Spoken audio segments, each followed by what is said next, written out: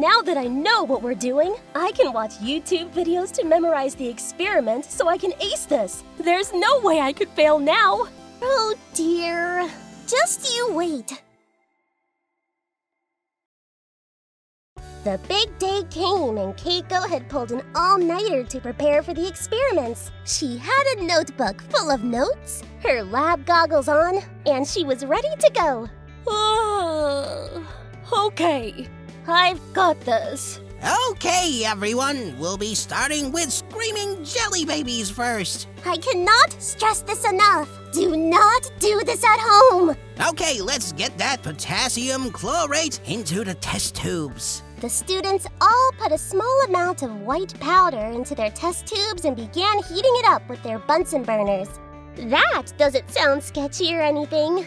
Anyway, once the powder has turned into a liquid, they used small tongs to drop a jelly baby into the test tube. Keiko manages to do this all flawlessly, dropping in the sweet so it lands on the liquid, exploding into flames and a shrieking noise. Oh, ho, ho, ho! What do we have here, Einstein? You've gotten a good one, Keiko. Score! It worked! It did! 1 down, 2 to go. Next up, elephant's toothpaste. Keiko poured the hydrogen peroxide into a flask in the lab sink before mixing together her yeast solution. Once it was ready, she poured it in. At first, nothing seemed to happen. Then, all at once, the reaction worked, shooting the foam up and around Keiko. Whoa! Looks like that one overreacted a little. Is that bad? No, just be careful. You've got one left. Potassium in water. Here, Keiko, put these headphones on. Wouldn't want to get any magnesium in your ears. That's precisely the reason my hair is like this.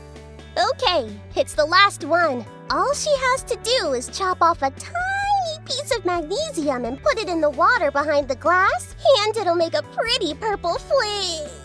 Wait! What did she just pick up? Keiko! Hello? Listen to me! This magnesium looks kind of funny. Oh well. Why is it stored in glass? Wait! That's not potassium! That's rubidium! But my cries are unheard as she puts it in.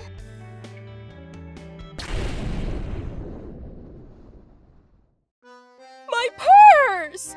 My shoes! My luscious hair! Get out of here, everyone! That was such a dumb mistake. She could have unalived someone. She really needs to drop out. Yeah, she was never built for this course. She was never smart enough. She really sucks. Think she'll fail for this? Without a doubt. Even if she doesn't, she should just quit. Honestly, I'd call the administrator for her.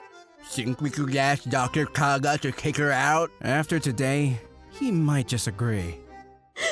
Maybe they're right. I could email Karen now and just give up. It wouldn't even be my fault. They put me on the wrong course. I thought I could scrape by and do it. I really tried. Okay, that's enough, everyone. Keiko has been put into a difficult position, and you know what? She's done well.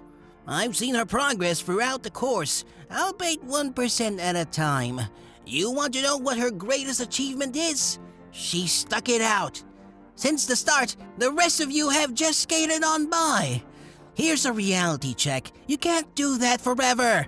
One day you'll find an obstacle you can't just jump over. You can't give up when the silver hits the fan. All in all, this was a great experience. No one was hurt, water dries off, and she can try again another time. I guess. He's the teacher, I guess. Dr. Kaga, you're not gonna get me expelled? No bellium! There's no way I could ask for you to be expelled when all you've done is try your hardest.